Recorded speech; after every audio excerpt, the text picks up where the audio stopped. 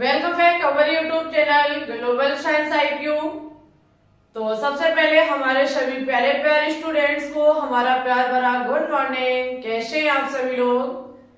तो आज हम आपके लिए फिजिकल केमिस्ट्री का एक टॉपिक लेकर के आए जो कि है हमारा मोललता। पिछली क्लास में हमने आपको मोललता के बारे में पढ़ाया था। आज की क्लास में हम आपको मोललता पढ़ाएंगे। ये क्या होता है, इसका फॉर्मूला क्या होता है, यूनिट क्या है और वनडे एग्जाम में इससे क्वेश्चंस कैसे पूछे जाते हैं, न्यूमेरिकल कैसे पूछे जाते हैं, इन सभी चीजों पे हम बहुत ही डिटेल से चर्चा करेंगे। ठीक है, एक इम्पोर्टेंट टॉपिक है मोललता, क्योंकि वनडे एग्जाम हम किसी को उठा ले, चाहे आपका मेडिकल हो, चाहे competition, board exam, all one day exam के लिए ये कीमती टॉपिक है और पूछे भी जाते हैं बहुत बढ़िया बढ़िया से क्वेश्चन। ठीक है, ज्यादा समय नहीं लेंगे, डायरेक्ट अपने टॉपिक पे बात करेंगे। डियर स्टूडेंट्स, एक बात और हम आपसे कहना चाहते हैं, जैसा कि हमने आपको पिछली क्लास में मोललता के बारे में पढ़ाया था। ठीक है, तो वहां जब हमने आपको पढ़ाया फॉर्मूला, यूनिट, यहाँ तक कि तरह तरह के न्यूमेरिकल सॉल्व कराए, लेकिन वहां हमने 4 से 5 न्यूमेरिकल ही आपको समझाए। ऐसा तो नहीं है कि जितने न्यूमेरिकल अभी तक मोललता से बनाए गए हैं वो हम सारे इस बोर्ड पर आपको सॉल्व कराएं, तो ये तो संभव नहीं हो सकता है। मेरा कहने का तात्पर्य ये है कि आपको हमने तरीका बताया, न्यूमेरिकल सॉल्व कैसे किया जाता है, किस तरीके से पूछा जाता है। अब इसकी प्रैक्टिस आपको करनी होगी। आपके पास कोई ना कोई बुक जरूर होगी, उस बुक से लगभग 25 से 30 न्यूमेरिकल आपको सॉल्व करने हैं, तो ही ये चीज आपके माइंड में अच्छे से बैठ सकती है। ठीक है, तो कोई भी न्यूमेरिकल यदि हम तरीका आपको बताते हैं, टॉपिक समझाते हैं, तो उसकी प्रैक्टिस आपके लिए बहुत जरूरी है और प्रैक्टिस ही आपकी चीजों को मजबूत बनाती है। प्रैक्टिस करते रहिएगा, ना ऐसा हो हमने बताया आप उन 4 को पढ़ लिए, आहा हम तैयार हो गए, भाई कुछ नहीं होगा, आपको प्रैक्टिस करनी होगी। ठीक है, चलिए हम टॉपिक पे आएंगे। सबसे पहले अगर हम बात करें मोललता की, तो यहां से आपको एग्जाम में न्यूमेरिकल पूछे जाएंगे, हो सकता फॉर्मूला पूछ लिया जाए, यूनिट पूछ ली जाए, लेकिन डेफिनेशन नहीं पूछी जाएगी। मोललता बराबर होता है विलेय के मोलों की संख्या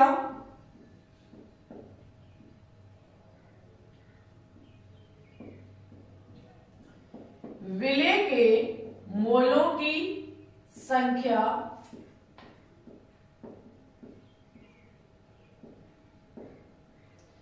विलायक का द्रव्यमान केजी में बटे विलायक का द्रव्यमान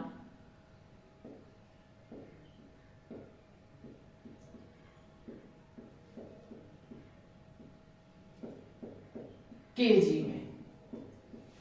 देखिए, जब मोललता आपने पढ़ा था तो आपने वहां देखा था कि विलेय के मोलों की संख्या बटे विलयन का आयतन लीटर में, लेकिन यहाँ पे बात किसकी है, विलेय की और विलायक की। मोललता को स्मॉल m से व्यक्त किया जाता है, विलेय के मोलों की संख्या m बटे विलायक का द्रव्यमान केजी में। ठीक है, यहाँ द्रव्यमान मास लिया जाएगा किसका, विलायक का।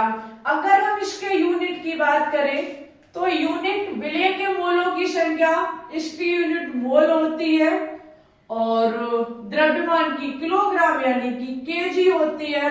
तो मोल प्रति किलोग्राम या फिर मोल इंटू किलोग्राम इनवर्स हो जाएगी। अब यहाँ पे हम बात करेंगे विलेय के मोलों की संख्या, तो हम आपको बता चुके हैं विलेय के मोलों की संख्या n बराबर भार बटे अणुभार, किसका, विलेय का। विलेय का जो भार आपको दिया जाएगा वो रखना है, अणुभार रखना है, तब आपके विलेय के मोलों की संख्या निकल के आ जाएगी।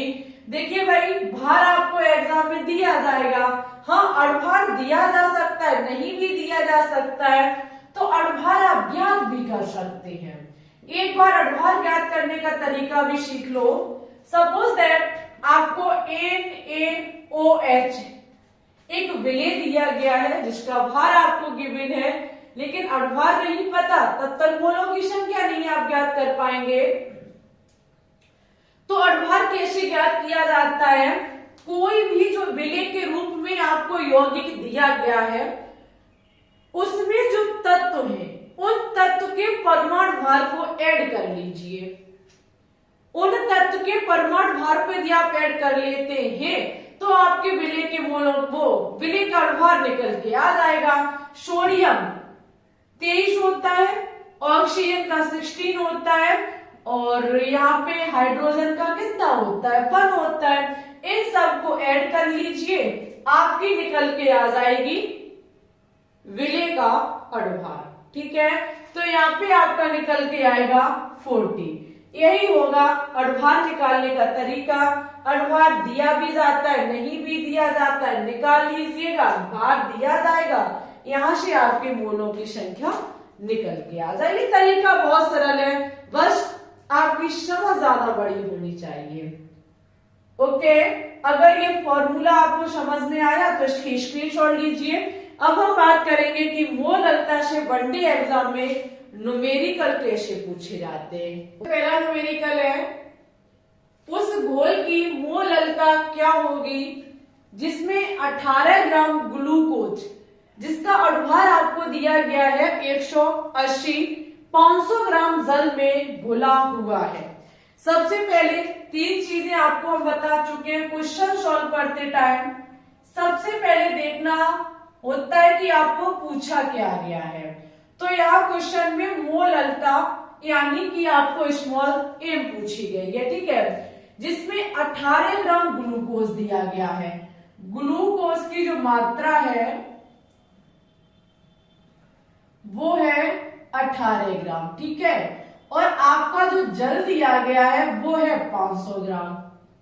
क्या है? 500 ग्राम। ओके, ग्लूकोज का अणुभार भी आपको क्वेश्चन में दिया गया है। ग्लूकोज का अणुभार है 180। इतनी चीजें आपको दी गई है और क्वेश्चन में m यानी कि मोललता पूछी गई है। अच्छा, मोललता m बराबर होता है मोलों की संख्या बटे विलायक का द्रव्यमान केजी में। तो यहाँ पे मोलों की संख्या तो नहीं दी गई है आपको, हाँ मोलों की संख्या आप ज्ञात कर सकते। मोलों की संख्या n बराबर विलेय का भार, जो कि आपको कितना दिया गया है 18, और विलेय का ही अणुभार जो कि है आपका 180। आप पूछोगे कि आपने मैम कैसे कह दिया कि ग्लूकोज ही विलेय है, जल नहीं है विलेय। तो डियर स्टूडेंट्स, हमने आपसे कल बोला था, कल नहीं पिछली क्लास में, कि जो चीज कम मात्रा में होती है वो विलेय होता है, जो चीज अधिक मात्रा में होती है वो विलायक होता है। यहाँ 18 ग्राम ग्लूकोज है, 500 ग्राम आपका जल है, तो मात्रा कम किसकी हुई? ग्लूकोज की। तो ग्लूकोज ही क्या माना जाएगा? विलेय माना जाएगा, जिसकी मात्रा कम हो। दूसरी तरीके से हम ये भी कह सकते हैं, जो चीज किसी दूसरी चीज में घोली जाती है वो हमारी विलेय होती है, और जिसमें घोली जाती है वो हमारी विलायक होती है। पानी में ही ग्लूकोज को घोला जाएगा, ना कि ग्लूकोज में पानी को घोला जाएगा। जिसमें घोला गया वो विलायक, जिसे घोला गया वो विलेय होता है। ओके, तो यहाँ पे आपका 80 और अणुभार इसका 180 है, तो 1/10 निकल के आ जाएगा। विलेय के मोलों की संख्या कितनी है? 1/10। ओके, और विलायक का द्रव्यमान केजी में होना चाहिए, लेकिन ये है किसमें? ग्राम में है, किलोग्राम में नहीं है। तो हम क्या करेंगे, इसे किलोग्राम में कन्वर्ट करने के लिए मुझे 1000 का भाग करना होगा, ठीक है। ये यहां पहुंचेगा और ये 10 के पास, तो ऊपर हो जाएगा 1 × 1000, 10 × 500। 500 टूजा आपका होता है 1000, और 2/10, 10 का जब आप इसमें भाग देंगे तो आपका आएगा 1.2, ठीक है। यही आपकी हो जाएगी स्मॉल m यानी कि मोललता बराबर 0.2। ओके, चलो भाई इसकी स्क्रीनशॉट ले लीजिए, उसके बाद हम सेकंड क्वेश्चन पे बात करेंगे। सेकंड क्वेश्चन भी आपका बहुत ज्यादा इजी है। देखो भाई, इसी प्रकार से हम आपको केमिस्ट्री के न्यूमेरिकल की हर एक क्लास प्रोवाइड कराएंगे, बस आपकी सपोर्ट और प्यार की जरूरत है। ठीक है, सेकंड क्वेश्चन कहता है 100 ग्राम विलायक में, सबसे पहले सेकंड क्वेश्चन में आपको विलायक दिया गया है, कितना है विलायक 100, कितना 100 ग्राम में 1/10 मोल घुला है, विलियन की मोललता की गणना कीजिए। आप कहोगे 1/10 मोल क्या है? अभी थोड़ी देर पहले हमने बोला था विलियन के मोलों की संख्या का यूनिट मोल होती है, यानी कि आपको विलियन के मोलों की संख्या डायरेक्ट यहाँ पे दी गई है 1/10। 1/10 n बराबर आपका कितना है 1/10। n बोले तो विले के मोलों की संख्या, और आपको स्मॉल m यहाँ पे पूछी गई है। स्मॉल m बराबर विले के मोलों की संख्या बटे विलायक का द्रव्यमान केजी में। आपको विले के मोलों की संख्या निकालनी नहीं है, यहाँ दी गई है, बटे विलायक 100 है, वो भी किस में ग्राम में, आपको कन्वर्ट करना है किलोग्राम में, 1000 कर देंगे। वही तरीका इस प्रकार से आपका हो जाएगा 1000/10 into 100, यहाँ इसका मल्टीप्लाई करेंगे तो कितना हो जाएगा 1000, यहाँ इसको कट करेंगे कितना निकल के आ जाएगा 1, ये इसका आंसर हो जाएगा। ठीक है, यहाँ पे जो आपकी मोललता निकल के आई वो कितनी निकल के आ गई 1 निकल के आ गई। ओके, तो चलिए अब हम बात करेंगे थर्ड क्वेश्चन पे। बहुत इजी है मोललता को ज्ञात करना, वेरी वेरी बहुत इजी। ठीक है, अगर आप इसको सीख गए तो अब आपका मोललता हो जाएगा, मोललता हो जाएगा। अब उसके बाद हम बात करेंगे मोल प्रभाज पर। नेक्स्ट क्वेश्चन हमारा कहता है कि भारानुसार 20% पोटेशियम कार्बोनेट विलियन की मोललता की गणना कीजिए। मोललता बोले तो स्मॉल m आपको यहाँ पे पूछी गई है, और आपको पोटेशियम कार्बोनेट 20% दिया गया है, यानी कि 20% पोटेशियम कार्बोनेट विलियन की, आपको विलियन में 20% पोटेशियम कार्बोनेट दिया गया है। परसेंटेज होता है 100 का। हम ठीक अंदाजा लगा सकते हैं कि कोई चीज 20% है 100% में से, तो हम क्या करेंगे, यहाँ पे आप जब 100 माइनस की 20 करेंगे तो कितना निकल के आ जाएगा 80। भारानुसार यानी कि 20 ग्राम हमारी कोई चीज है जो कि प्रतिशत में दी गई है, हम इसे 100 में से माइनस करेंगे, हमारा 80 निकल के आ जाएगा। और है कैसे भारानुसार, तो ये हो जाएगा हमारा 80 ग्राम। 20 ग्राम 80 ग्राम, दिमाग लगाइए, यहाँ पे 20 ग्राम कम होता है, 80 ग्राम अधिक होता है, यानी कि पोटेशियम कार्बोनेट, पोटेशियम कार्बोनेट जो कि है आपकी 20 ग्राम, और आपको जो निकाल लिया आपने विलायक के रूप में वो है आपका 80 ग्राम। इट्स ओके डियर स्टूडेंट्स, ये आपकी क्या है 80 ग्राम। यहाँ पे अब कुछ नहीं करना है, सबसे पहले पोटेशियम कार्बोनेट हमारा विलय हो गया, विलायक हो गया 80 ग्राम। पोटेशियम कार्बोनेट का सबसे पहले मोलों की संख्या को ज्ञात कीजिए। भार कितना है 100।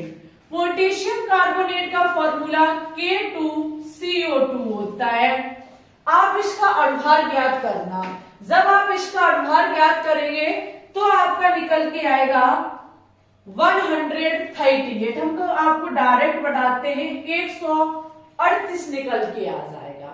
बस यही हो गई आपकी मोलों की संख्या। स्मॉल m बराबर मोलों की संख्या है 20/138। विलायक आपका 80, वो भी ग्राम में दिया गया है, आप कन्वर्ट करेंगे इसे किलोग्राम में। ये आपका यहां पहुंचेगा, ये यहां पहुंच जाएगा।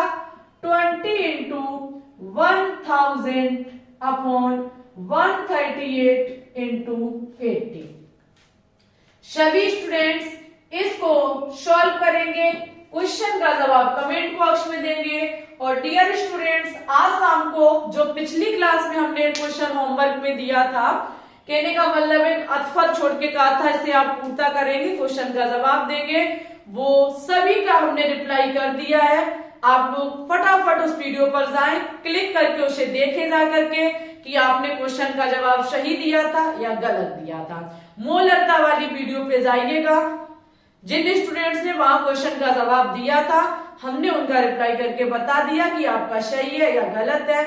तो फटाफट जाइए, वीडियो पर क्लिक कीजिए, अपने आंसर को देखिए और इस क्वेश्चन का जवाब भी आपको कमेंट बॉक्स में इसको सॉल्व करके देना है। देखते हैं कितने स्टूडेंट्स क्वेश्चन को सॉल्व करके देते हैं। तो डेली शाम 6 बजे लाइव स्ट्रीम में जरूर आया करें, जहाँ केमिस्ट्री के एकदम बेहतरीन क्वेश्चन सॉल्व कराए जा रहे हैं। और ये मोलरता को अच्छे से वॉच कर लें, एक अच्छा सा टॉपिक है। नेक्स्ट क्लास में आपको मोल प्रभाज मिलेगा और ऑर्गेनिक केमिस्ट्री का भी दूसरा लेक्चर, जो नेक्स्ट लेक्चर है, वो आपको जल्द देखने को मिलेगा। मंडे को हो सकता है आपको मिल जाए।